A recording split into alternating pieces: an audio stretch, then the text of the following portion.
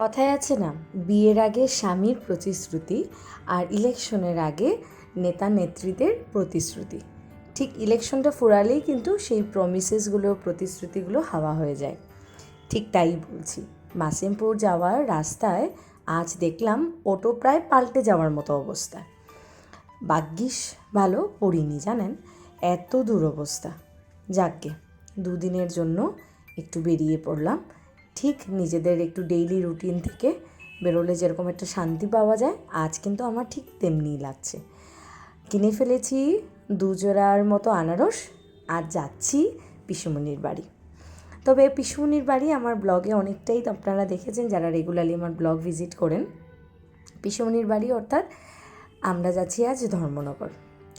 সকাল দিকেই মোটামুটি কাজকর্ম শেষ করে কলেজ থেকে ছুটি নিইনি, কলেজেরও ক্লাস সমস্ত কিছু পরীক্ষা ডিউটি ছিল, সমস্ত কিছু শেষ করে বেরিয়ে পড়লাম বিকেলের ট্রেনে। তবে যাওয়ার পথে আমাদের একমাত্র ড্রাইভার রাজুকে নিয়ে আমরা বেরিয়ে পড়েছি। তবে আজ কিন্তু জনশতাব্দী এক্সপ্রেসে যাচ্ছি ধর্মনগর যেতে হলে জনশতাব্দী দিয়ে আপনারা মাসিমপুর অরুণাচল যে স্টেশনটা, সেখান থেকে ট্রেনটা রওনা হয় আগরতলার উদ্দেশ্যে। তো আমি সেইভাবেই করে গেছিলাম।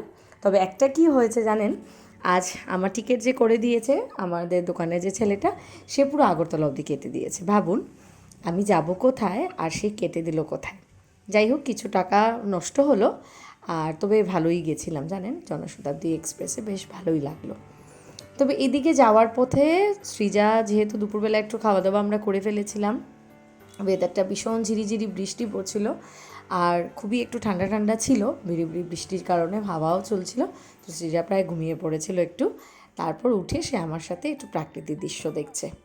তোমাদের সাথে কথা বলতে বলতে আমরা প্রায় মাসিমপুরে এখন ঢুকে গেছি। ঢুকে দেখছি এতটা চারিদিকে রাস্তা খারাপ, মানে এতটাই খারাপ যে আমি এটা বলতে চাই আমার ভিডিওর মাধ্যমে। আমি অনেক জায়গায় মানে অনেক আলোচনার মধ্যেও বলেছি যে এত প্রতিশ্রুতি, এই করে দেব সেই করে দেব, এরকমভাবে শহরকে মানে একদম সোনার শহর বানিয়ে ফেলবো। এত সমস্ত প্রতিশ্রুতি কি মানে আমাদের আলটিমেটলি থাকে?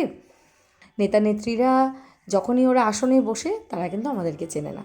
ডেমোক্রেটিক প্রিন্সিপালের সবচেয়ে প্রথম যে প্রিন্সিপালটা, for the people, of the people, by the people, এই প্রিন্সিপালটাই কিন্তু সবচেয়ে আগেতেই ভায়োলেট হয়ে যায়, তাই তো? আর এই যে রাস্তার অবস্থা, তার জন্য কিন্তু আমরাও দায়ী।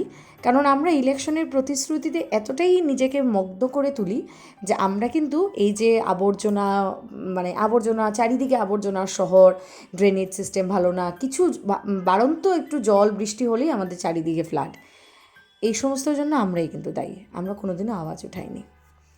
যাকগে, এই সমস্ত কথা বললে হয়তো একটা ব্লগ আমার ফুরিয়ে ফেলবো। তো আমরা চলে এসেছি, ট্রেনও এসে আমাদের আগে হাজির স্টেশনে আমাদেরকে উঠিয়ে দেওয়ার জন্য।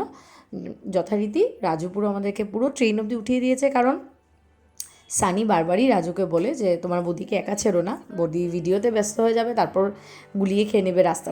জানি না বন্ধুরা, আমি সত্যি কি এরকম? আমাকে তো সবসময়ই সানি এরকমই ভাবে, মনে হয় সেই ছোট্টবেলার আমিই রয়েছি।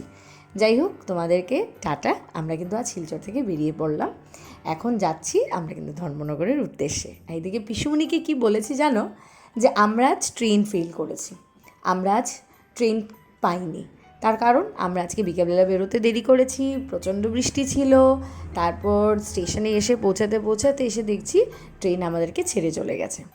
তো এই সমস্ত কিছু বলে পিসুমণিকে আর আমার যে যার মানে ছোট্ট বাচ্চার পুচু সোনার আজকে বর্ততে যাচ্ছি, জায়ের মাও আমাকে ফোন করেছিলেন, ওনাকেও তাই বলেছি।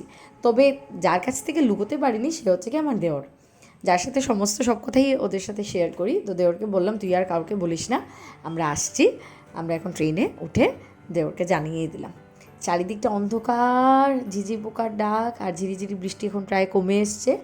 আর এদিকে বদরপুর স্টেশনে নেমেই যেটা আমার তৃপ্তিপর খাওয়া, সেটা হচ্ছে কি লুচি, গরম গরম লুচি আর কাবুলি চানার ঘুগনি। সেই ছোট্টবেলা থেকে মানে যখন মানে কি বলবো, মানে ট্রেন চড়া শিখেছি, মানে মায়ের বাবার সাথে যখন হাফলং যেতাম মামার বাড়ি, বদরপুর জাংশনটা তো হয়েই যেতে হতো, তখন থেকে আজ অবধি মানে আমি এখনও মনে আছে, আমি কিছুদিন আগে সানির একজন বন্ধুর মানে বিয়েতে গেছিলাম গুয়াহাটিতে। তখন রাত প্রায় 11:30 বাজে। তুমি ইমাজিন করতে পারো 11:30তেও আমরা কিন্তু আমি মানে স্পেশালি আমি, অন্যদের কথা বলছি না, সবাই আমাকে নিয়ে হাসি ঠাট্টা করেছে, সেটা আমার কোনো ফারাক আসে না। আমার এত প্রিয় লুচি আর সঙ্গে কাবলি চানা ঘুগনি, আর সেটাও আবার বদরপুর স্টেশনের। ও মাই, আমি মিস করতে চাই না ভাই। সে সমস্ত কিছু কথা বলতে বলতে কিন্তু তোমাদের সাথে প্রায় অনেকটা রাস্তায় এসে গেছি।